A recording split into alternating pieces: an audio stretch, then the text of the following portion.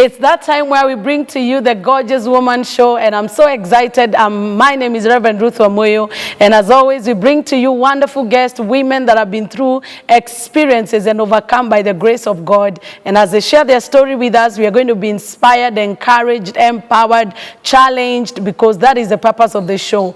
And it's been an awesome time just having you watch us and listen to us. We appreciate your feedback from all over. Some of you from Kenya, outside Kenya, telling us how Gorgeous Woman is impacting you only on CTN TV. And as always, I've brought to you a young guest, a youthful lady that has been through an experience. You will not even believe it. And don't touch that dial as she shares her story. So karibu sana, Irene. Thank you so much. Could you introduce yourself to us? Tell us who Irene is. Oh yes, my name is Irene Muthoni. Yes. I come from Maua. Yes. But currently I'm in Kasarani. That's where I stay with my sister. We have a daycare. Okay. I am so born again. I Amen. love Jesus as my personal savior and my best friend. Amen. I go to Nairobi Revival Center. Yeah. It's in Molem. It's in Molem. Yes, it's in Molem. Great. So what is your your background? How did you grow up? What number are you in the family among your siblings? Okay, I come from a family of 5 kids. Yes. So we are 4 girls and 1 boy. I'm the second born. Yes. And growing up has been interesting. Yes. Because now my mother and my father, they are both teachers. Yes. But as I grew up feeling a bit secluded by my father somehow. Yeah. So I felt as if somehow he doesn't appreciate me so much. Okay. So that has led to most of my things that have come in my life. Why did you feel that way? Or is there anything that he did that made you feel that way? Yes, somehow. Okay, like for example, when we have normal daily chores, he would give me some chores that are out of place. Let's say he could say maybe go and take care of the cows and go and do other boy things. Wow. You see, and I'm also a girl. So there are other girls, but the way he secluded me somehow, and then he never appreciated whatever I did. Okay. So in the process now I grew up not so comfortable. Okay. Yes. Wow, but finally you're here. Finally I'm here. But that's the foundation of your story. Yes, that's the foundation of my story. Wow, your story, our viewers, I can't wait to hear her story, and definitely don't touch that dial as we hear that story. So you said you're born again. How long ago were you born again? I was born again in October 2017, so that's basically like 1 year and a few months. Yeah. Yes, so before then, I never knew Jesus. I never knew salvation. It was just a religion. Yeah. Like you wake up on Sunday morning, you go to church and come back. Yeah. The normal way. I never had a relationship with God. But since I was born again in 2017, I have seen marvelous things. Amen. Yes, my life has really You're changed. joyful, confident. Yes, at peace. Yes. Yes. So where did you go to school? I went to school in primary school was in Nyambene Wesley, in Maua. Yeah. And then I went to Yororo Girls. In, where is that? Kobo. Oh, Yororo Girls. That's Yororo. Yororo, that's a nice name. Yororo Girls, it's in Kobo. And then I went to Chuka University. Yes. So what did you study? I did a Bachelor of Education in Arts. Wow, just like your parents. Yes. You became a teacher. Yes, like my parents. How beautiful. So are you teaching anywhere? Yes, okay, now I'm not teaching currently, but I was teaching in Kiambu last year. Yeah. But now I took a break. Yeah. Yes. Great. Wow. Yeah. That is awesome. Our viewer, just after the break, you're going to hear her story. Don't touch that dial. It's a story of recovery from alcoholism, you know, a personality disorder, all those kind of things. And you'll be surprised to see how salvation can transform the life of a person and ground somebody again. See you after the break.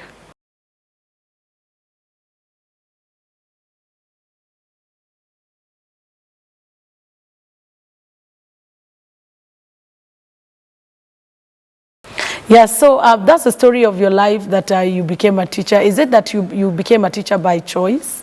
Because I've heard many people say that they chose a career not because of them, but because of their parents. Okay, basically mine is not by being forced. Yeah. It was like my second option. Okay. My first option was hospitality, but then I took English and literature because I loved it also. Okay. It was in my blood. Oh yeah. Yes. So it's always English and literature. That's quite a good combination. Yes. Yeah. So it's a choice. It's my love. Okay. I love it. Great. Yeah. Wow. So tell us about your story. You are struggling with borderline personality disorder. So how did it begin and how was it discovered? Okay, so the first time I began noticing that something is going wrong with me was when I was in a campus, that is in first year. Yes. So before I came to campus, I had finished Form 4 early in 2010, and then I joined campus in 2013. So you realize I stayed home for 2 good years. Why was that? So in the 2 years, okay, my dad had so many reasons of not taking me to school. So I was praying and convincing him to take me to school. And finally, my mother made a move to take me to school. So within the 2 years, I came through so many conflicts with him. From him accusing me of selling his livestock and stuff. Wow. So many things. So within the 2 years, actually that's when now this personality disorder grew. Maybe it was there but suppressed, but then it grew within these 2 years. And when I joined first year, now it became intense. Now, okay, let me, before we go forward, so when your father was saying you sold his livestock, is it something that you could prove, or it was just something that was out of this world? it was just an accusation, you see. Yes, I don't know what made him say that, but basically we've had so many conflicts with him ever since. Well, is he an alcoholic? No, he's just, okay, he's a teacher, he doesn't drink. Yeah. So I never really understood why this problem with me and him came from. So in first year, that's when I began seeing things go wrong. From me thinking of killing myself, from now secluding myself from other people, not liking to go out and have fun with people. So I used to go to class and go back to the hostel. And then when I didn't have money, or when I didn't have food, or when I didn't have something I liked, then I would think of killing myself. Wow. Yes, and actually one time I told my father that I will kill myself and say it's you who has killed me. Oh my God. Yes, so when how did he react? Now that is the time now he got touched, and he really realized that this my daughter, there's something going wrong with him, with her. So he started changing gradually. But I guess it was too late for me. It had already happened. Is there any intervention that you encountered from your mother? Yes, she tried. She was defending me at all times, but whenever she came through for me, then my dad would come against now me and my mom combined. Yes, so he would say that she's influencing me to rebel against him. Oh wow. Yeah, so whenever my mom came through for me, then my dad would be against us, the two of us. Wow. So when he realized that I want to kill myself, then now he started coming. Was it in a confrontation or? It was in a text. Okay. Yes, so I texted him, and then after that, now other things started flowing, that I would actually idealize and devalue people at a very fast rate. For example, if I have a friend, I would love you this minute. I would see you as a god. Hauna makosa. You're just there. And then you do something very simple, like let's say you would refuse to return my call, and then I would hate you, see you as trash. It's only within a few minutes. So I would devalue and actualize people, and I would also be very reckless. The way I talk, the way I behave, the things I do, I would be very reckless without caring about the consequences. For example, I would go and spend my school fees, let's say. I would go and enjoy every other thing that I was being given. And then the following day, napata, I don't even have food. Because the previous day, maybe I went and bought some clothes and some useless things with my school fees and stuff. So when this thing now began growing in me, I decided to seek help. But before I sought help, the things I used to do, I got into drugs. And then now you see, these are the things that would give me the satisfaction and the peace from my heart. Because now other times I was so devastated, I was so stressed, you see. I wanted everything that would lift up my spirit, but I couldn't get it. Wow. So I ventured into drugs. I became an alcoholic. How did you get into that? Okay, the first time I got into alcohol, there was a friend that invited me and told me, okay, I did dance. I was dancing in campus. Oh, what kind of dancing? I used to dance kizomba, salsa, and bachata. Okay. So when the first time when we went to a club for dancing, now that was the first time I began drinking. And that was your first time to go to a club? Yes. Okay. It was my first time. Wow. So I went to the club, and the friend, okay, there were many friends. We had I had a best friend, a girl, and some other boys. So I took alcohol and I danced, of course, what happens in clubs. Yeah. And people appreciated. Wow. So I was like, wow, these people can appreciate me. I thought I'm nothing. You see, my self-esteem was down. I used to see myself not beautiful. I was the most ugly person on this earth, according to me. Wow. I never loved myself at all. So when that day came and I danced in a club, I was drunk and people clapped. Now it was like a turnover of my life. So it became my lifestyle. I would drink and dance. Drink and dance, perform in clubs, perform in concerts. And whenever I performed, I felt, I don't know, there's this jovial mood. You felt affirmed and appreciated. Yes. But the moment I go to my room, then I would be so empty again. Wow. I would be super empty. So my happiness and my peace came from the applause of the crowd. Yeah. So whenever I'm not being applauded, then I was nothing at all. Kabisa. Wow. So that thing went on and on and on. So gradually I graduated from just alcohol and I went now to other drugs, weed and shisha and hizo vitu zingine zote. Yeah. So with time it became like a lifestyle for me. Like partying and doing drugs. In my house you would come and after every meal I'm taking some drink. Would you say it was out of peer pressure that all these things came, or is it that you knew you made a decision to go into that? Okay. Initially it was because now my friends took me there. Yeah. But I realized that this thing made me happy at that time. So now I took it as me. Oh, I get you. Wow. So after I took it, actually I was the one who was influencing others now. Oh my goodness. Yes. So it was that bad for me. It became like a lifestyle for me. Was it daily? Was it weekly? Okay, let me say weekly. Okay. Because mostly it was on weekend. Fridays, yeah. Fridays, Saturdays, Sunday. Yeah, so you never even used to go to church? No, for what now? I didn't know anything about God. Was church that so bad that you went there? So bad for me. Wow. Yes. So I never went to church the whole of that time. The only time I used to go to church was during holidays. That is April, August and December when I went home. So my mom would say, wake up and go to church. And she never noticed that something is amiss? She'd never noticed. So there was one time that actually my dad made me happy. So it came to be, there was an event. So I didn't know where we were going. So we just got into the school bus, that is Chuka University, and we went to perform. It was an event in Meru. So apparently, in the audience, there was my uncle, who is a pastor, and some other women from my home church. They were in the audience.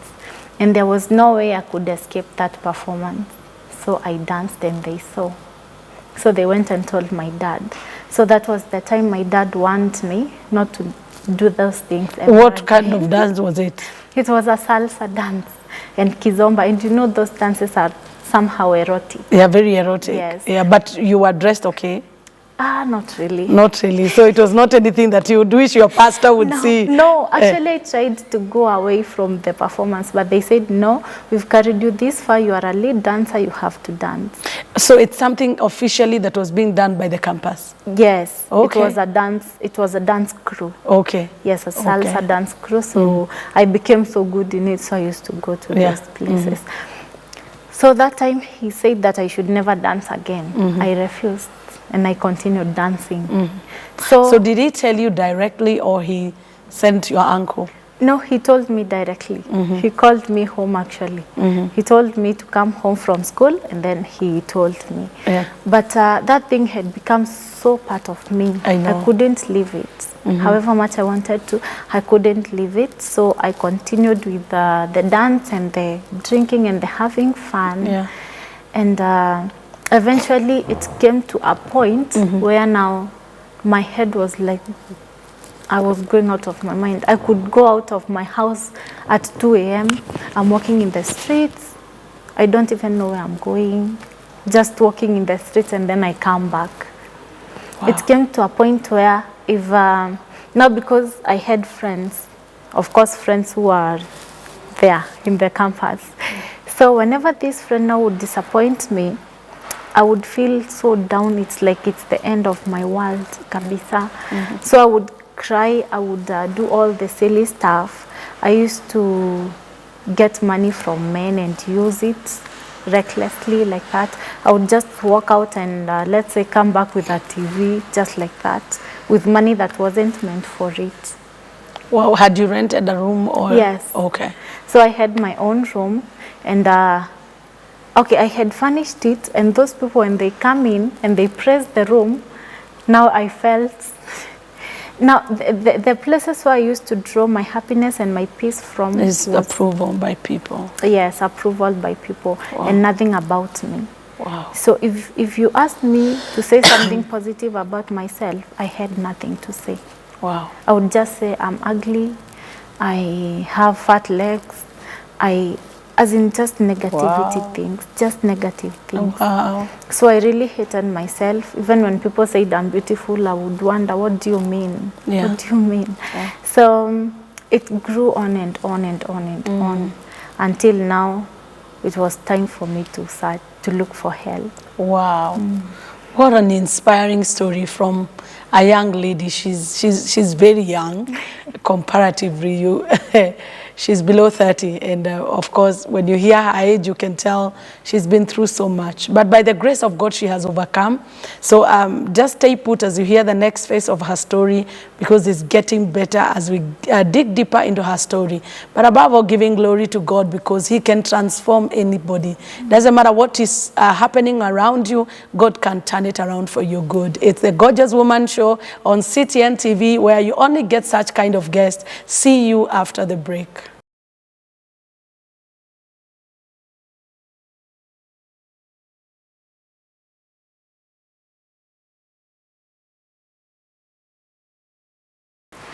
Welcome back, our viewer. And it's again the Gorgeous Woman Show, and my guest is Irene Muthoni.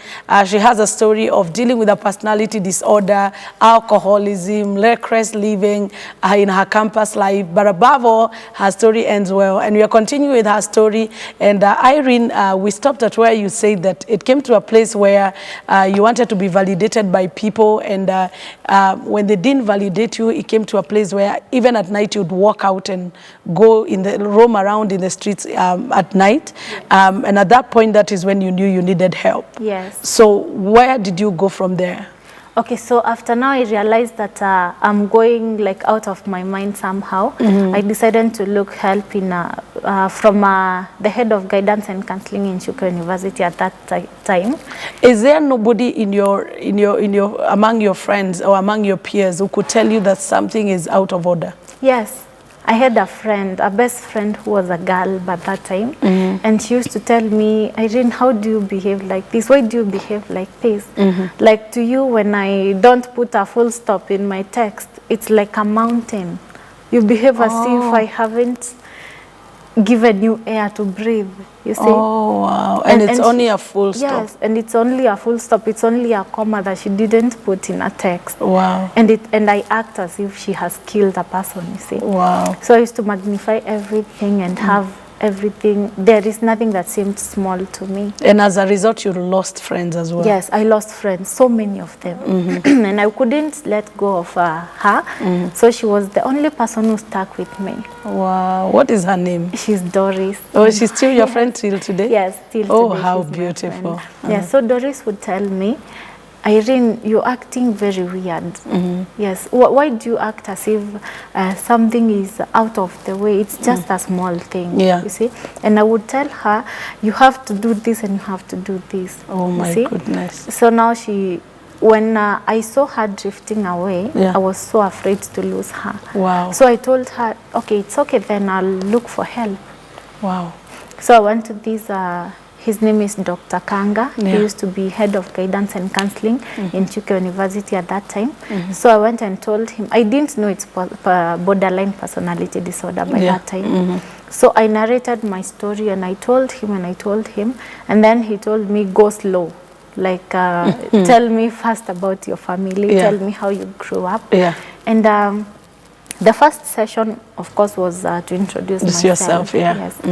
So when I went to my room that evening, I Googled. And I Googled the things that I used to feel. Mr. Google. And you know, Google always tell you what you want to hear. And sometimes not always very good. Sometimes not very good. So I wrote, why do I feel down most times? And I Googled that. So many things came, I ignored them. I closed my phone and went for the second session. So I talked with him and he told me there are personality disorders which develop as a result of this and that. So in the process, he confirmed that I have borderline personality disorder, which is a disorder close to bipolar. Where I just I'm not emotionally stable. Kabisa. So at one time I'm feeling like this. After 2 seconds I'm here. After other 3 seconds I'm there. You see? Well, that used to be those roller coaster feelings. Yes. It used to be the way you felt. Yes. Okay. That is how I used to feel. So today you give me a pen. I love it with all my heart. After 2 seconds I threw it away. I never used to be stable at all. Wow. So I began now the sessions with him. So I used to go, he would talk to me, and then I go home, I try what he told me for like 2 days, I'm back again. So what were the kind of therapy, what kind of therapy were you given? Okay, the therapy I was given is just, let's say, a talking and a kind of an advice. Because now he told me if it was bipolar or if it had gone extreme, I would require some drugs. But now he said mine wasn't at that level. You needed talking therapy. So it's just talking. So he would talk to me and give me tips and how to handle things. Maybe switch off the phone, or when I see somebody texting, I block them or something. You see. So like for instance, when you are to deal with your text, and you are supposed to see the commas and supposed to see the dots, everything. So how did he train you? Because there's somebody watching us and probably they are going through that, or they've been diagnosed, and it's an encouragement for them, or they are not even aware. So what kind of practices or what kind of exercises were you doing to calm you down? So one of the most important exercise that he encouraged me to do is text less often. Because now I would text you one text, and then I wait after 2 seconds, you've not replied, I follow you with another one. I wait 1 minute, you've not replied, I follow you with another one. Then I start calling you, why are you not seeing my text? You're ignoring me. And then I start hurling insults at you. So he trained me, whenever I text somebody, take at least 3 hours.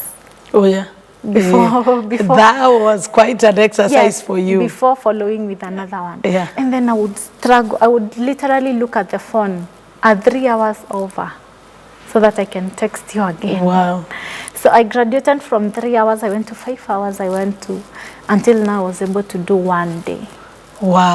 one day without And you never felt the anxiety I didn't feel. Yeah. So the first one was for the text and calls, which went really well. So I never used to follow up the texts. Yeah. And then I was also able to control myself with how you reply. Yeah. Because normally when somebody would reply, let's say with okay, for Yeah. okay. Oh my goodness, that will set you off. Hey, yeah. I would now start insulting you first.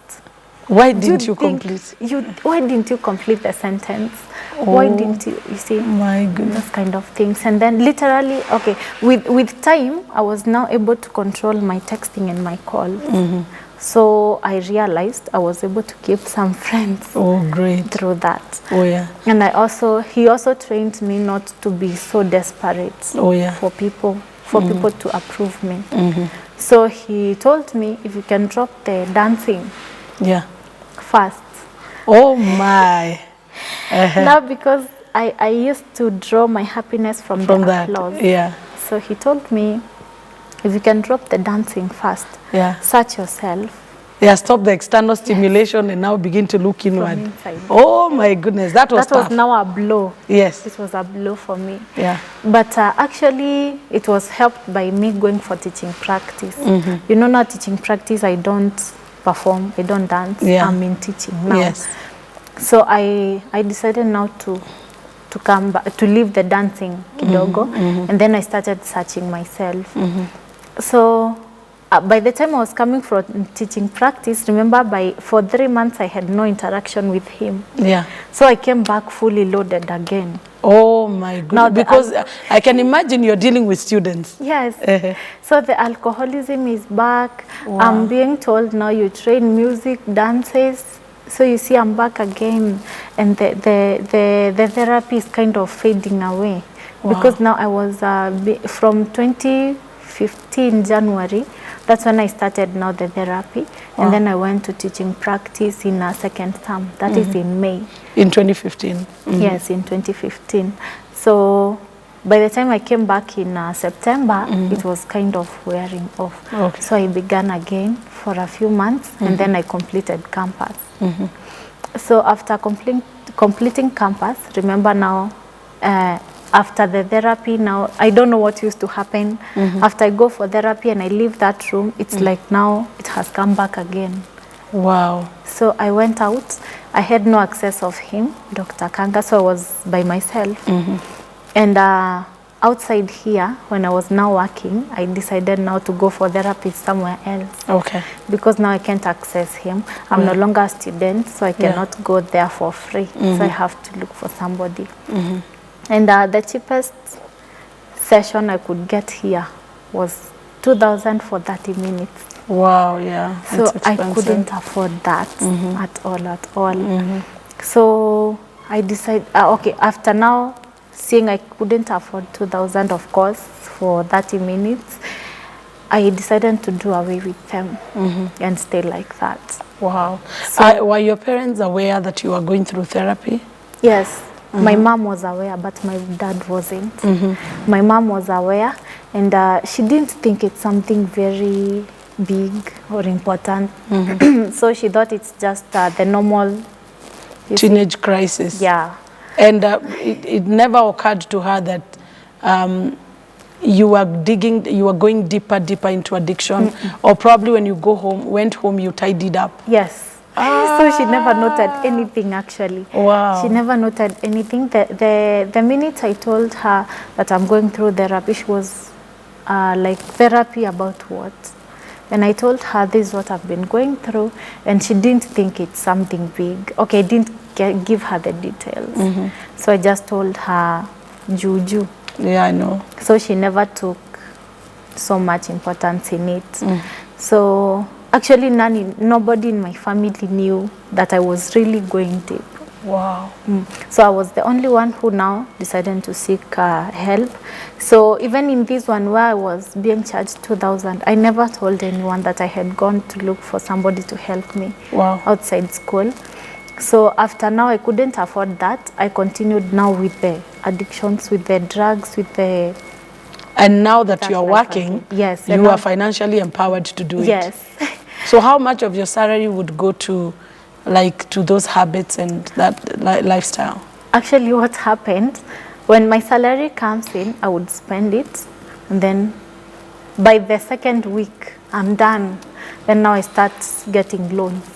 Oh my goodness. So in my house, sorry, you would get, let's say I have like 5 varieties of alcohol, mapombe. And then after now meals, I would take something. Wow. And then I would also do a lot of chocolates and sweets and a lot of useless things. So I never had financial stability because I used to use it all on all those things. And then I would remain like that. Wow. Nothing on me. Wow. Yes. And my heart is curious. Didn't you ever have a boyfriend or? Yes. So yes, I did. Yeah. I had a boyfriend, but weirdly, they never stayed because now of my habits. Yeah, definitely. I would wake up and say it's over. Oh my God. And there is nothing you can do. It's over. And then I wake up another day. Maybe because they wrote a text you didn't like. Yes. Wow. Maybe because they didn't do something I asked them. Maybe because they didn't return my call. So I would wake up and say, it's over. So today, my dear, notice, you'd never notice. You'd never see it going that road. So today, maybe we go on a date. We go and have fun somewhere. And we are loving each other completely. And then tomorrow in the morning when we wake up, I tell you, no. Oh, so definitely you wouldn't keep one. Yes, I wouldn't keep one. I know. So I went on one after the other, small mistake, I'm done with you. Wow. See?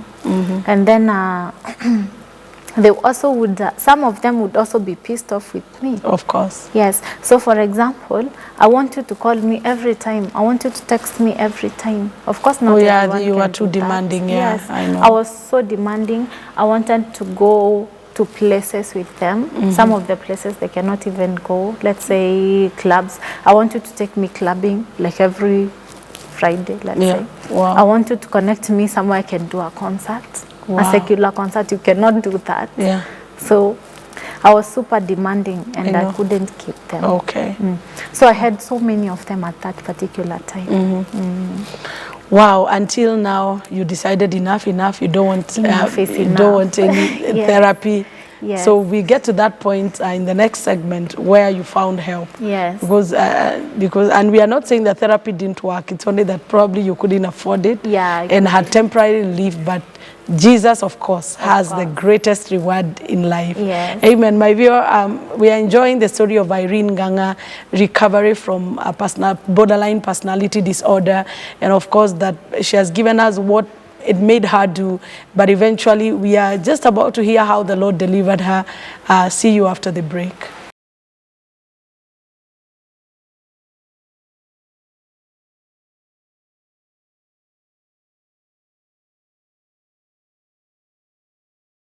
Yeah, welcome back, Irene. Such an inspiring story. So when you could not afford now therapy, that you're out of Chuka University, what step did you take? So I was working in Kandara when I was now looking for therapy and I couldn't afford it. Yeah. I was working in a school in Kandara. So I decided to ask a friend. There was a teacher we were teaching with here. She was in the Department of English like me. So I had come to a point now of another breakdown. Yeah. So I decided, let me just talk it out so that even when I kill myself, somebody will be knowing. Wow. Yes, so I went and called her and I told her this is what is happening to me. I'm not able to keep money. I'm not able to live. Basically, I'm not able to live. I'm not happy. Yeah. You see? And she asked me, do you go to church? And I laughed because I've never gone to church. Wow. So I told her, that was in September 2017. And I told her the last time I went to church was in April. Wow. So actually the whole year I had gone to church only 2 times. So I told her I went to church last in April. Yeah. And she told me, do you know Jesus? And I said, yes, I have done CRE. So I know Jesus. And she told me, no, that is not what I mean. Yeah. You know, Jesus can save you from this thing. Yeah. He can deliver you. He can give you happiness. Yeah. He can make you love yourself. And I didn't understand. what she was saying. So I just laughed and I brushed it off, and I told her, please, this is not the kind of help I want right now. Just tell me something, give me something that can lift me up. And she told me, I'm giving you the best news. Wow. I'm giving you the best that you can ever get. So I went that evening and I thought about it. In the morning the following day, I told her, if this thing can really take me out of where I am, I'm willing to take it. Wow. Yes. So she told me, that is okay. So I'll bring you my laptop. She had a church laptop. So she brought me the laptop, and she opened a folder where she had preachings and videos of people getting delivered, people getting healed. And she told me, you watch those ones, build your faith, and then now you can see what Jesus can do. From the story of others, now you can see what Jesus can do for you. So she left me the laptop for 1 whole week. How beautiful. Yes. So I watched those videos over and over again. So I was like, even when I was watching them, there was a voice in me that was telling me, this is not real. People are pretending. They're acting. So I'm like, no, there is no way somebody can get saved. There is no way somebody can be delivered from, let's say, drug addiction, just like that. You see, this is just pretend.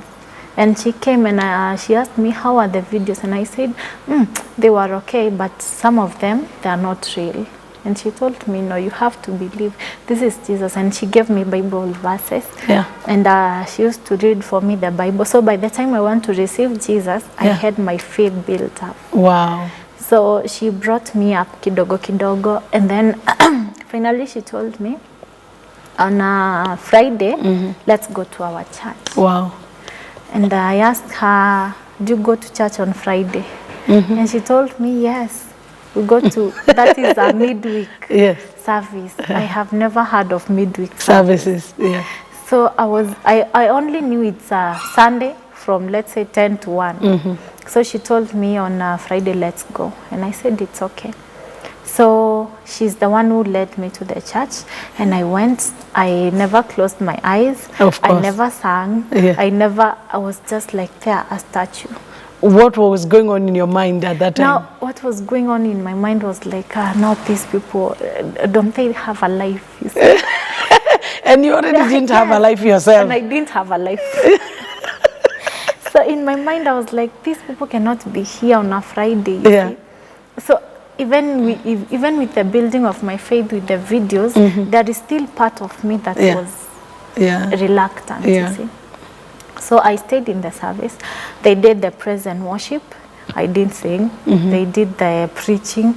So when the preacher was speaking, I wasn't listening to the message. I was looking, amevaa nini?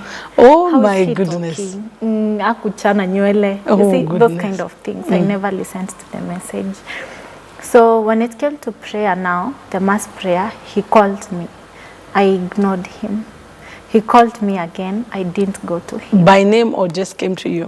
No, he just, the first time he pointed at me. The lady with the blue top come, I refused. And I ignored. So the second time he sent an usher to come and get me. I refused. And then he gave up on me. And then now this lady, her name is Joyce, the one who had introduced you, Yes. So she came and told me. Okay, actually, before he called me, I wanted to go out. So the moment I heard them praying, it was like something hit my heart, kind of a lightning thing. You know, the way you feel butterflies in your stomach, like that.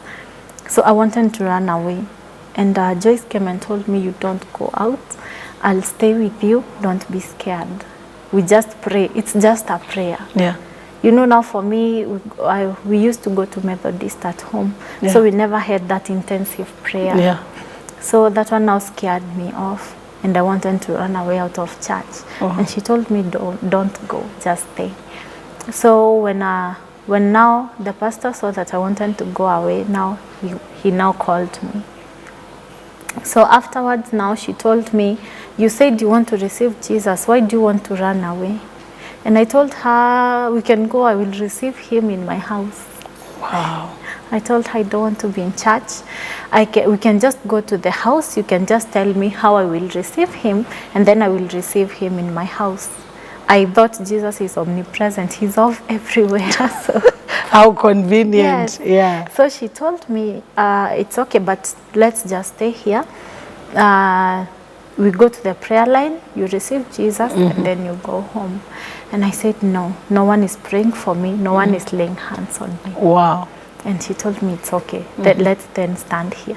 I gave her a very hard time, but I really thank God that he gave her the grace to stand by you. Yes, at that particular moment, because I would have left it all in my life now. I would not be here now. So she told me everyone goes to the prayer line to get blessed. So she held my hand and we went to the prayer line. And the last thing I heard was the pastor asking me, can I pray for you? And I said yes. Then after that, I don't know what happened to me. I just saw blackout. I just saw, it's like something left me. It's like a darkness. Yes, a darkness or a heaviness that I cannot explain. It left me. I now felt so free. I felt so light, you see. So after he prayed for me, now he called me to sit with him, and he asked me, what is your name? And I said my name. Are you born again? I said, born again means what? It means what? And he said, receiving Jesus. And you see now the procedure. And I said, I would like to be born again. So and what happened after that? So after you got born again? After I got born again, now this lady took me to the house, to her house, and she taught me the basics of Christianity, from how to pray, from how to read the Bible, from how to fast, from how to do things the Christian way. And she also told me that I have to drop everything secular. Oh, yeah. So I was not so sure I would make it. Yes. But weirdly, that particular day when I got born again, my phone crashed. Oh, goodness. My phone crashed. Everything got lost. From the movies, from the dances, from the songs, everything disappeared. So it was a new beginning for me. Amen. It was a new beginning for me. I now began life in Christ. So, and those, the symptoms, everything has disappeared for how long? For now. Yeah. Since you got born again? Yes. It's 1.5 years. 1.5 years. And those thoughts of suicide are no longer there? Never there. The desire to be, drunk and all that is no longer there? It's no longer there. Isn't it amazing how Jesus is? Super amazing. Amen. It's so amazing because right now I don't feel, even if you present to me now a drink, I can never take it. Wow. Not because I don't, it's just something that left me. It left the you. Secular life. Even if you told me there is a concert that is paying $1 million, I would tell you, no, thank you. I have And Jesus. how is your relationship with your dad now? It's okay, kabisa. It's okay? Yes, it's like now God removed the bitterness from me. Yeah. And he made me understand others. Wow. So even if he says anything right now, I will still handle him with love. Wow. I can never talk to him rudely again. Wow. I can never ignore his calls again. You see? We are so okay. Actually, my relationship with other people right now is far much better. Yes, it's you are easy to relate to, and the goodness about you is that you talk your heart out. Yes. You're honest. Yes. So I think that made it easy for people who are really truly touched by your case to work with you. Yes. And we would love to appreciate you as CTN family for sharing that story with us. Indeed, you've inspired someone, and in case they were going through a difficult moment, there's one thing I've learned from your story, and I believe our viewers can agree with me, that no matter what is happening, keep talking. Yes. Don't keep quiet. Yes. Keep talking. Yes. Talk anyhow. Don't keep quiet, because course. when you keep quiet, you will die. Yeah, exactly. And I think we must commend you for that. Wow. You're a bold young lady that is standing out, and I believe God will use you for a greater cause. Amen. Amen. Our viewer, my goodness, what a powerful testimony from Irene, that even what a doctor cannot handle, Jesus handled it. Just one prayer, because those who believe in the Lord, the Bible says, even if they're impossible mountains, they shall speak to them and they shall go. No matter the mountain you're facing right right now, speak to it and it shall come down in Jesus' name. From me, Reverend Ruth Wamoyo and the CTN family, the team, we just want to wish you a happy time, and may God deliver you from everything that the enemy has placed against you. Goodbye for now.